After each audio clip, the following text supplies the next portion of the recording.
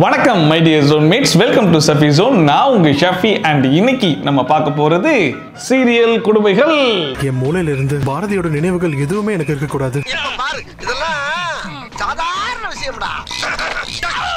என்ன பண்ண போற? இருடா, அவ்வளவுதான்டா. இப்போ ஒரு கண்டிஷன். மேமரேலாஸ் ஹாய். என்ன பண்ணிட்டு இருக்க? நீ பேசும் சத்தம் கேட்டேனே. இவன் எப்ப? இவருக்கு முன்னாடி இவருக்கு பின்னாடி. தி worst family award goes to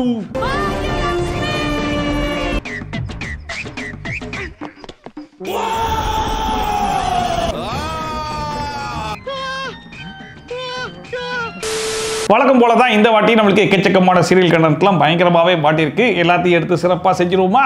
அதுக்காக தான் காத்து நிக்கிறேன். நான் கதியாவறான் போறேன். ஸோ ஃபர்ஸ்டா யூசர் பொபுது அப்படிங்கிறவர் கமெண்ட் பண்ணியிருக்காரு, ப்ரோ இதயம் சீரியல்ல இந்த ரேட்ல இந்த எபிசோட்ல போய் பாருங்க, அவைகளால என்ன செய்ய முடியுமோ சிறப்பா செஞ்சு வச்சிருக்காங்க அப்படின்னு சொல்லிட்டு. அது என்ன சம்பவம்னு போய் பார்த்துருவோமா? அது சம்பவம்ல சரித்திரம். யாருக்கு யார் சம்பிரதாயம் செய்யறது? என் அம்மாவுக்கு இதெல்லாம் பண்றதுக்கு நீங்க யாருங்க? அது இப்படி எல்லாம் பேசுறீங்க? செஞ்ச பாவத்துக்கு பிராயச்சித்தமா? அதாவது ஹீரோவுடைய பொண்டாட்டி பண்ண ஒரு தப்பால ஹீரோவுடைய அம்மா இறந்து போயிடுறாங்க. அதனால ஹீரோக்கு ஹீரோயின் மேல பயங்கரமான வெறுப்பு வந்துருச்சு. ஒரு நிமிஷம். இதுக்கப்புறம் உன் கூட சேர்ந்து வாழவே முடியாதுடி அப்படிங்கிற மாதிரி ஒருத்தன் முடிவு எடுக்கிறான் அப்படின்னா அவன் மேக்சிமம் என்ன எக்ஸ்ட்ரீம் வரைக்கும் போக முடியும்? போய் டிவோர்ஸ் அப்ளை பண்ணுவான், அவன் தானே. ஆனா இங்க நம்ம ஹீரோ எக்ஸ்ட்ரீம்க்கே எக்ஸ்ட்ரீம் போறேன் படுறா அப்படிங்கிற பேர்ல நான் என் பொண்டாட்டியை வெறுக்க மட்டும் இல்ல, நான் மறக்கவும் போறேன் அப்படிங்கிற பேர்ல அவர் எடுத்த அந்த முடிவு இருக்கு பாருங்க. அந்த முடிவு, டாக்டர், எனக்கு என் வைஃப் பத்தின நினைவு, அந்த நினைப்பு மொத்தத்தையும் அழிக்கணும். என் மூளையில இருந்து பாரதியோட நினைவுகள் எதுவுமே எனக்கு இருக்க கூடாது. இப்போ ஒரு கண்டிஷன். மேமரேலாஸ் பாரதியை தன் நினைவிலிருந்தே அழிக்க முடிவெடுக்கும் ஆதி. ஓடா கபோதின்னு சொல்ல வந்தப்பா. நீ உன்னோட 4 வருஷம் மெமரிய உன் மைண்ட்ல இருந்து erase பண்ணதான் நீங்க வந்த. எப்படி அவருக்கு கல்யாணம் ஆகி 4 வருஷம் ஆகுதாமா, அதனால கடைசி 4 வருஷம் மெமரியை மட்டும் என் பிரெயின்ல இருந்து லைட்டா அழிச்சு கொடுத்துருக்க டாக்டர் அப்படின்னு போய் கேட்க, டாக்டர் வாங்க படுங்க அப்படின்னு சொல்லிட்டு ஆபரேஷன் தியேட்டருக்குள்ளேயே சிஸ்டம் எல்லாம் எடுத்துட்டு போய் எது இவருடைய 4 வருஷம் போல்டர் இங்க இருக்கு அப்படின்னு செலக்ட் பண்ணி டிலீட் பண்ணிட்டு இருக்காங்க. இப்ப பாரு எப்ப கொஞ்சம் எந்திரி. மூளைகளுக்கு வேலைகளை கொடு. இதெல்லாம் சாதாரண விஷயம்டா. சரி போச்சு. சரி இந்த இது எங்க? என்ன பண்ண போற? இருடா, ஏன்டா பதற? அவ்வளவுதான்டா. இதுக்கு போய் ஃபீல் பண்ணிக்கிட்டு இப்படி. நிஷா, நீ இங்க என்ன பண்ற? நிஷா, நான் இங்க என்ன பண்றேன்? இந்த நிஷா மட்டும் எப்படி இருக்கு ஞாபகம் இருக்கு அப்படின்னு சொல்லி கேட்டீங்கன்னா, நிஷா 4 வருஷத்துக்கு முன்னாடில இருந்தே ஃப்ரெண்டுங்கிறதுனால ஞாபகம் இருக்கு, ஓகே. ஆனா இப்போ ஆபரேஷன்ன்ற பேர்ல ஒரு காமெடி ஒன்று பண்ணாங்கல்ல, இந்த காமெடி ஆபரேஷன் சக்சஸ்ங்கிறது எப்படி நம்புறது? நம்ம ஹீரோ சார் மண்டையில இருந்து அந்த 4 வருஷம் மெமரியை டிலீட் பண்ணிட்டாங்கன்னு எப்பறம் நாங்க நம்புறது? என்னடா கன்ஃபர்மேஷன் அப்படின்னு சொல்லி கேட்டா, ஆனா அது ஜெயிச்சுதா தோத்துதான் எனக்கு தெரியணும். அந்த கன்ஃபர்மேஷனே அவங்க அம்மா வச்சு தான் கொடுக்குறாங்க. அந்த வயசுல ஏன்பா கேக்குற? நீ முதல்ல எங்க அம்மாவை கூப்பிடு. ஆதி, உங்க அம்மா இறந்துட்டாங்க. அம்மா இறந்து போயிட்டாங்கிறதுக்காக தான் பொண்டாட்டி ஞாபகத்தையே அழிச்சாப்புல. இப்ப அம்மா இறந்ததையே இவர் மறந்துட்டாராமா. சரி ரைட். ஆனா இவ்வளவு பாசம் கொண்ட ஒரு புள்ள அம்மா எப்படி இறந்து போனாங்கன்னு கூட கேட்டு தெரிஞ்சுக்க மாட்டான். அதை கேட்டு தெரிஞ்சுக்கும் போது மொத்தமும் ஞாபகம் வந்துருச்சுன்னா பண்ண ஆபரேஷன் வேஸ்டா போயிருமேடா. அப்ப அவருக்கு பழசெல்லாம் ஞாபகமே வராதா? பழைய விஷயத்தெல்லாம் ஞாபகப்படுத்தினா கண்டிப்பா ஞாபகம் வரும். இங்க விளக்கேத்தணுமா? முன்னாடிலாம் கீழே தடுக்கி விழுந்தேன், மெமரி லாஸ், என் பொண்டாட்டியை மறந்துட்டேன், யாரு நீ அப்படின்னு கேட்டு இருந்தாங்க. திடீர்னு ஏதாச்சும் ஒரு ஆக்சிடென்ட் ஆயிரும், அதுக்கப்புறம் யாரு நீ, நீதான் என் பொண்டாட்டியை நம்ப மாட்டேன்னு சொல்லிட்டு இருந்தாங்க. இப்போ ஆபரேஷன் பண்ணி பொண்டாட்டியை மறக்கிற நிலைமைக்கு வந்துட்டாங்க. என் மூளையில இருந்து பாரதியோட நினைவுகள் எதுவுமே எனக்கு இருக்க கூடாது. இந்த நாடு எங்கயா போகுது? எல்லாம் அங்கதான் சார் போயிட்டு இருக்குது. அழகர் தானே நீங்க? இப்படிதான் என்கிட்டயும் பண்ணாரு. ஒண்ணு எந்த கல்யாணத்தையும் நீங்க உருப்படியா பண்ண மாட்டீங்க, கடைசி நேரத்துல அடுத்த பொண்டாட்டி கழுத்துல நீ தாலி கட்டி அவன் பொண்டாட்டியை ஓம் பொண்டாட்டி ஆக்கிக்க வேண்டியது. அந்த பொண்டாட்டி கூடயாச்சும் நீ உருப்படியா வாழ்வியான்னு சொல்லி பார்த்தா ஏதாச்சும் ஒரு டெக்னிக்கை யூஸ் பண்ணியோ இல்ல டெக்னாலஜி யூஸ் பண்ணியோ அவளை மறக்க வேண்டியது. இதே பொழப்பு. இந்த ஏஐ டெக்னாலஜியை விட சீரியல் டெக்னாலஜி தான் ரொம்ப டேஞ்சரஸா இருக்குது. பாரு கபிலா, இந்த துஷ்டன் விட்டு தூரம் போ, எல்லாம் தஞ்சால சரியா போடும் உனக்கு. அடுத்ததா திருமதி செல்வம் அப்படிங்கிறவங்க கமெண்ட் பண்ணியிருந்தாங்க, ஹாய் ப்ரோ, பாக்கியலட்சுமி சீரியல்ல இந்த ரேட்ல இந்த எபிசோட்ல போய் பாருங்க, இந்தியா வச்சு ஒரு சிறப்பான சம்பவத்தை பண்ணியிருக்காங்க அப்படின்னு சொல்லிட்டு இதுக்கு முன்னாடி இனியா வச்சு சம்பவம் நல்லா கிளிக் ஆயிடுச்சுன்றதுனால மறுபடியும் இனியா வச்சு செய்ய ஆரம்பிச்சிட்டாங்க போல இருக்கு. வாங்க இந்த வாட்டி என்ன பண்ணிருக்காங்கன்னு பாப்போம். வாங்க போலாம். வாங்கண்ணே போலாம். ஸ்டார்டிங்ல பாக்கியலட்சுமி சீரியலை பொறுத்த வரைக்கும் பாக்கியா, கோபி, ராதிகா இப்படிப்பட்ட ஒரு புனிதமான முக்கோண காதல் கதையை வச்சு பயங்கரமா ஓட்ட ஆரம்பிச்சாங்க. அது மக்கள் கிட்ட குடும்பங்கள் கொண்டாடும் வெற்றியா ஓட ஆரம்பிச்சிச்சு. யாரும் இல்ல ராதிகா தான். அவளை பாக்குறப்பவே நினைச்சேன் செல்லத்துக்கு வெக்கத்தை பாத்தியா? பார் அத பாக்க முடியாம திரும்பி உட்கார்ந்துட்டு டைரக்டர் பார்த்தாப்புல குடும்பங்கள் கொண்டாடும் வெற்றியா மட்டும் நம்ம நிறுத்திட கூடாது, இதை நம்ம அடுத்த லெவலுக்கு கொண்டுட்டு போனோம் அப்படின்னு சொல்லிட்டு பாக்கியா, பழனிசாமி, கோபி இப்படிப்பட்ட ஒரு புனிதமான முக்கோண காதல் கதையை அதுக்கப்புறமா ஓட்ட ஆரம்பிச்சாப்புல.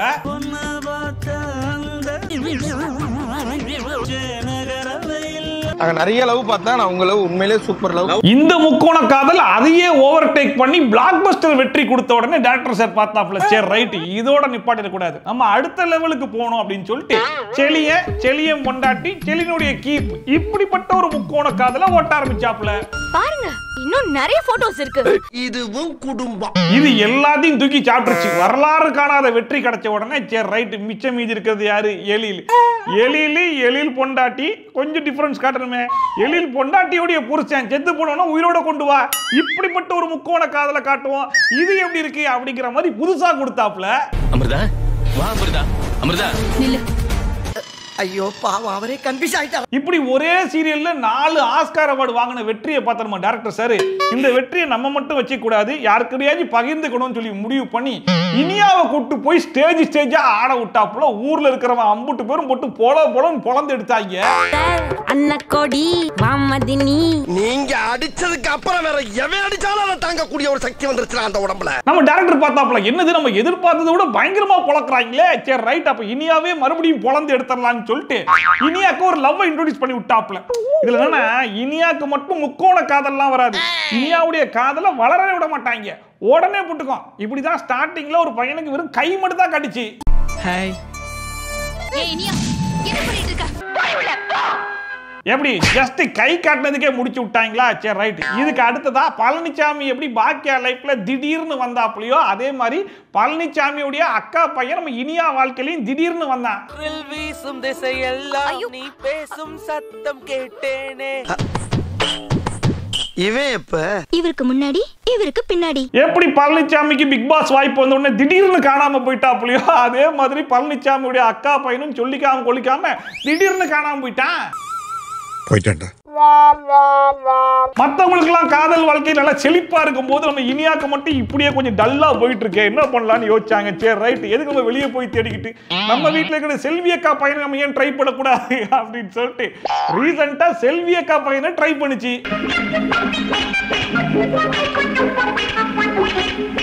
இதுக்கு இல்லையா சார் ஒரு எண்டு, இதுக்கு இல்லையா சார் ஒரு எண்டு. சரி இந்த லவ் ஆச்சு கொஞ்சம் ஸ்ட்ராங்கா இருக்குன்னு சொல்லி பார்த்தா இதையும் கோபி உடனே பார்த்து உடனே முடிச்சு விட்டாப்புல.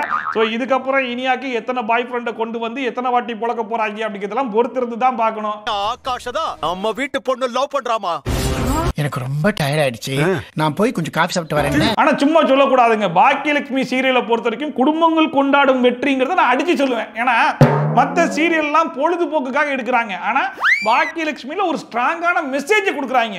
ஒரு குடும்பம் எப்படி இருக்க கூடாது அப்படிங்கறத நம்ம பாக்கியலட்சுமி குடும்பத்தை பார்த்து தெரிஞ்சுக்கலாம். ஐயோ நல்ல குடும்பம் நல்ல mother. The worst family award goes to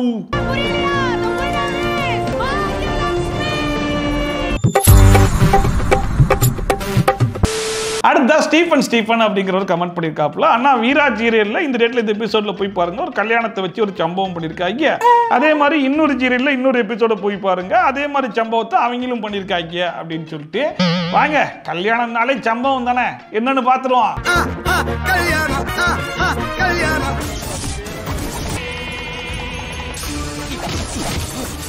அட போச்சே.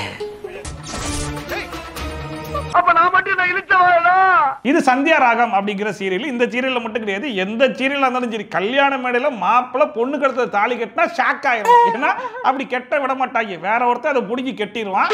அதே மாதிரி இங்க மாப்பிள்ளை கிட்ட இருந்து ஒருத்தன் புடிக்கி கட்டிட்டானா ஆனா மத்த சீரியலுக்கும் இவங்களுக்கும் என்ன டிஃபரன்ஸ் சொல்லி கேட்டீங்கன்னா, மத்த சீரியல்லாம் காதலிச்ச பொண்ணு கழுத்துல தாலி கட்டுறதுக்காக இந்த ரிஸ்க் எடுப்பாங்க. எப்படா ஃபீலிங்டா மச்சான், வாட் ஐ லவ். ஆனா இங்க தாலி கட்டினா பாருங்க, அவன் தியாகி. ஏன்னா இவனுக்கு அந்த பொண்ணை யாருன்னே தெரியாது, அந்த பொண்ணுக்கும் தாலி கட்டினவன் யாருன்னே தெரியாது.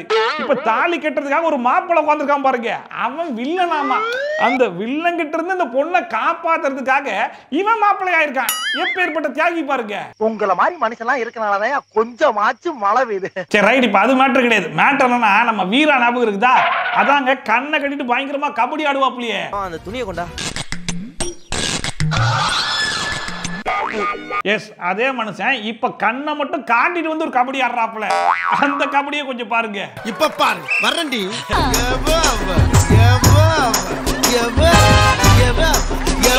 தம்பி மனை விட்டு எந்திரிக்க கூடாதுப்பா, நீ உட்காரு, அதுக்கு பாத்துக்கலாம். அங்க அந்த தியாகி மாப்பிள்ளை எவ்வளவு ப்ரிப்பரேஷனா, ஒருவேளை மாப்பிள்ளை தாலியை தரமாட்டேன்னு சொல்லிட்டு அடம் பிடிச்சா என்ன பண்றதுன்னு யோசிச்சு சொந்தமா கை காசு போட்டு அவனே ஒரு தாலியை வாங்கிட்டு வந்து கெட்டினான்ல. பட் உங்க நேர்மை எனக்கு ரொம்ப பிடிச்சிருக்கு. ஆனா இங்க நம்ம கபடியை பாருங்க, மாப்பிள்ளை கொண்டு வந்த தாலியவே போதும் இதுக்கப்புறம் நான் பாத்துக்கிறேன் அப்படின்னு சொல்லிட்டு அதே தாலியை வாங்கி கெட்டுறாப்புல. அங்க அந்த மாப்பிள்ளை தியாகினா இங்க இந்த மாப்பிள்ளை தியாகி. ஏன்னா இங்க இவர் கெட்டுற வரைக்கும் ரெண்டு வேடிக்கை மட்டுமே பாக்குறாப்லயே. யாரா இவ்வளவு அமளிதுமளி இங்க நடந்துட்டு இருக்கு? டம்மியா உட்கார்ந்து ஒருத்தர் மிச்சம் தின்னுட்டு இருக்கா. ஆக மொத்தத்துல அந்த சீனுக்கும் இந்த சீனுக்கும் தாலியை வச்சு ஒரு டிஃபரன்ஸை காமிச்சிட்டாங்க. நாங்கெல்லாம் எவ்வளவு பெரிய மூலக்காரங்க. அடுத்தா ஜீவிதா முருகானந்தம் அப்படிங்கிறவங்க கமெண்ட் பண்ணியிருந்தாங்க, அண்ணா விஜய் டிவியில் வரக்கூடிய சிந்து பைரவி அப்படிங்கிற சீரியல்ல இந்த ரேட்ல இந்த எபிசோட்ல போய் பாருங்க, ஒரு சின்ன பையனை போட்டு கொலையா கொண்டு எடுத்திருக்காங்க, கொஞ்சம் என்னன்னு பாருங்க அப்படிங்கிற மாதிரி போட்டிருக்காங்க. சின்ன பையனையும் விட்டு வைக்கலையாடா, வாங்க போய் என்னன்னு பாத்துருவோம். கண்ணே போட்ட சிந்து கூட எப்போ நீ தானே இருப்ப. நான் அவளுக்கு மெசேஜ் அனுப்பிச்சதாவும் அவ சாமி மேல அடிச்சு சத்தியம் பண்ணிட்டேன். எது உண்மையோ இங்க எல்லாரும் முன்னாடி சொல்லு. நம்ம டாக்டர் சார் மேல போட்ட அந்த பொய் கேஸ், அதான் லாஸ்ட் டைம் 2 வாட்ஸ்அப் மெசேஜ் ஒரே மாதிரி இருந்துச்சு, அதே கேஸ் தான். அந்த கேஸ் சம்பந்தமா ஒரு தம்பியை கூட்டு வந்து, ஏம்பா தம்பி நீ தானே எப்பயுமே பொண்ணு கூடவே இருப்ப, நீ சொல்லு, நீ உண்மையை சொல்லு அப்படிங்கிற மாதிரி தம்பி கிட்ட உண்மையை கேக்குறாங்க. எது உண்மையோ அதை மட்டும் சொல்லு, தைரியமா எது உண்மையோ அதை மட்டும் சொல்லு. உண்மையை சொல்லு. அப்ப சொல்லுடா, என்ன உண்மையோ அதை தைரியமா சொல்லு. எது உண்மையோ அதை சொல்லிருப்பா. உண்மையை சொல்லுப்பா தம்பி அப்படிங்கிற ஒரே டைலாக்க மொத்தமா எத்தனை மாடுலேஷன்ல சொல்ல முடியும், எழுதுங்க அப்படிங்கிற மாதிரி ஸ்கிரிப்ட் ரைட்டர் எழுத விட்டுருப்பாங்க போல இருக்கு. அவர் ஒரு 30 மாடுலேஷன்ல எழுதிருப்பாரு போல. அந்த 30 மாடுலேஷனையும் யூஸ் பண்ணிருக்காங்க. தயங்காம உண்மையை சொல்லிடு. எது உண்மையோ அதை தைரியமா சொல்லு. தயவு செஞ்சு உண்மையை சொல்லுடா. ஏதாவது உங்களுக்கு தெரிஞ்சா சொல்லி தொலைச்சிரும். யாருக்காகவும் பயந்து மட்டும் பொய்ய சொல்லிடாத. நீ சொல்ற உண்மையில தான் அவளை எல்லாரும் நம்புவாங்க. உனக்கு தான் எல்லா உண்மையும் தெரியும்ல, அதை மறைக்காம வெளியில சொல்லு. உண்மையை சொல்லுடா. ஏன் உங்களுக்கு தெரிஞ்சா சொல்லிருங்க, சொல்லலைன்னா விட மாட்டானுவோ. உண்மை எதுவோ அத தைரியமா சொல்லு. அடே அங்க இருக்கிற அம்புட்டு பேரும் இருக்கிற அம்புட்டு மாடுலேஷன்லயும் கேட்டுட்டாங்க. தயவு செஞ்சு இப்பயாச்சும் அந்த உண்மையை சொல்லிடா, உண்மையை சொல்லி தொலையண்டா. நீ சொல்லலன்னா கடைசி வரைக்கும் அவங்க விட மாட்டாங்கடா. நடந்த விஷயத்தெல்லாம் யோசிச்சு பார்த்து சொல்லு. அத பத்தி நான் காலையில இருந்து கேட்டுக்கிட்டு இருக்கேன், சொல்லி தொலையண்டா. சிந்து அக்காவை டாக்டர் லவ் பண்ணது உண்மைதான். அவ்வளவுதான், நம்மள முடிச்சு விட்டீங்க போ. அப்பாடா, ஒரு வழியா அந்த பைப்புல சொல்லிட்டானா. ஆனா இதுல விஷயம் என்னன்னா, கடைசி வரைக்கும் இவ்வளவு பேர் இவ்வளவு மாடுலேஷன்ல கேட்டோம், அந்த தம்பி கடைசி வரைக்கும் உண்மையை சொல்லல. இப்ப அவன் சொன்னதும் பொய் தான். என்ன ட்ரைனிங் கொடுத்திருக்காங்க, என்ன ட்ரைனிங். அண்ட் நம்ம ஹரி இருக்கார் இல்லையா, அவர் நம்ம ராதாமா மோகனையாவுடைய தீவிரமான ஃபேன்.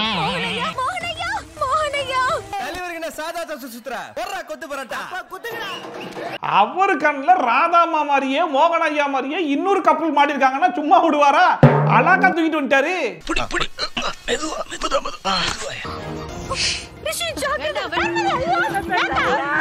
ரிஷி கண்ணு தர, ரிஷி ரிஷி ரிஷி ரிஷி கொஞ்சம் கண்ணு தர. இது அது இல்ல, பாத்தீங்களா? இது ஆல்ரெடி எங்கேயோ பார்த்த மாதிரி இருக்குமே. எஸ், அங்க மோகனையா, இங்க ரிஷி. அங்க போட்ட இடத்துல போட்டு மோகனையா மோகனையான்னு உசுரை எடுத்துருவாங்க, இங்க ஆம்புலன்ஸ்ல ஏத்தி உசுரை எடுக்கிறாங்க. அப்படிதான் டிஃபரன்ஸ். மோகனையா மோகனையா மோகனையா ரிஷி ரிஷி ரிஷி எழுந்திரு, ரிஷி எழுந்திரு, ரிஷி. சபா, இப்பவே கண்ணை கட்டுது. ஏன் இவ்வளவு டிராபிக்கா இருக்கு? ஆம்புலன்ஸே டிராபிக்ல மாட்டிக்கிச்சு. இப்ப எப்படியாச்சும் மோகனையா வச்சு நம்ம ரிஷி ஐயாவை எப்படியாச்சும் காப்பாத்தி ஆகணும். விஷம் உடம்பெல்லாம் ஏறி ப்ளூ கலரா மாற ஆரம்பிச்சிச்சு. இப்ப அந்த ப்ளூ கலரை எப்படியாச்சும் குறைச்சாகணும்னு சொல்லிட்டு நம்ம ராதம்மா உருவத்துல கூடிய அந்த அம்மா எடுத்த அந்த முடிவு இருக்கு பாருங்க, அந்த முடிவு தட் சேம் நம்ம ராதம்மா முடிவு தான். நான் ட்ரீட்மெண்ட் பண்றப்ப என்ன யார் இழுத்துறான் பாத்துக்கிறியா? துமதிப்பா பூந்துற வேண்டியது. எவ்வளவு விஷம்யா? ஏதோ பூநாகம்னாங்க லிட்டர் கணக்குல வருது.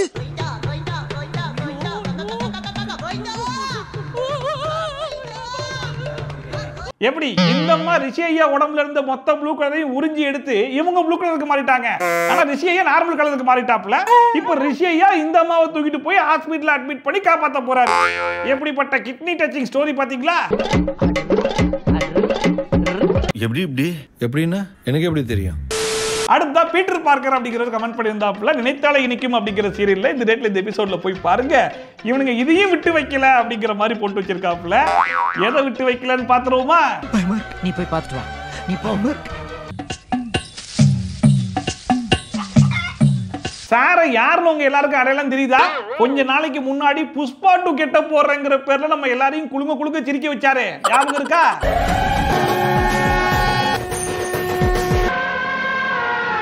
மச்சி இவன்டா. ஆமாடா இவன்டா. Yes that same low budget Pushpa 2 தான். இப்ப புதுசா வேற எந்த கெட்டப்பும் கிடைக்கல. கொஞ்சம் பழசா இருந்தாலும் பரவாயில்லங்கிற பேர்ல காந்தாராவை தூக்கிட்டு வந்து காமெடி பண்ணிட்டு இருக்காப்ல. ஒருவேளை பேண்ட்டுக்குள்ள பூரா பூந்துருச்சோ. அதுல இந்த மனுஷனை காந்தாரா மாதிரி கத்தி காட்டுப்பா அப்படிங்கிற மாதிரி சொன்னா நல்ல மூக்கு முட்டை தின்னுட்டு சரியா ஏப்பம் வராதப்போ ஒரு ஸ்ப்ரைட்டை போட்டா எப்படி ஏப்பம் வருமோ அப்படி ஏப்பம் விடுறாரு பாருங்க. நீ உர்ற இந்த 2 ஏப்பத்துக்கு காந்தாரா கெட்டப்பா தேவைப்பட்டுச்சு.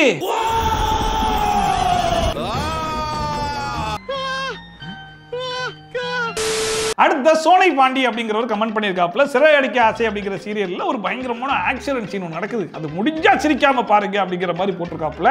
இத்தனைக்கு அதுல நடக்கிறது ஒரே ஒரு ஆக்சிடென்ட் தான். அந்த ஒரு ஆக்சிடென்ட் நடக்கிறதுக்குள்ள எத்தனை ஆக்சிடென்ட் நடக்குதுன்னு மட்டும் பாருங்களேன். சரிங்க சார். டேய் கதிரே சீக்கிரம். ஏய் ஏய் கதிரே நில்றா. ஏய் ஓன்னா மட்டும் உன்னை விட்டுருவோமா? Come on charge. ஃபர்ஸ்ட் வேண்டுதல் பண்ணிட்டு இருந்தவர்கிட்ட ஒரு சின்ன ஆக்சிடென்ட். காலையில இவனால 5 கிலோமீட்டர் ஓட வேண்டியிருக்கு. செகண்ட் சைக்கிள் ஓட்டிட்டு இருந்தவர்கிட்ட ஒரு பயங்கரமான ஆக்சிடென்ட்.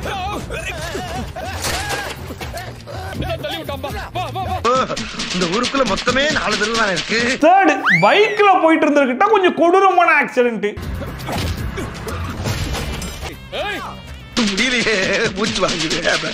ஃபோர்த் தண்ணி குடம் தூக்கிட்டு வந்த ஆண்டி கிட்ட கொஞ்சம் ரண கொடூரமான ஒரு ஆக்சிடென்ட். எப்படி வச்சிட்டு போறா மத்தியா கொடுத்த? என்னால முடியலடா.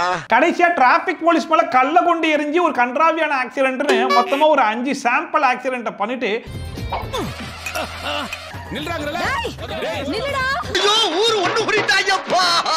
கடைசியா தான் அவருடைய அந்த பிரம்மாண்டமான அந்த ஆக்சிடென்ட் அரங்கேத்துவாப்ல. அந்த ஆக்சிடென்ட் கொஞ்சம் பாருங்களேன்.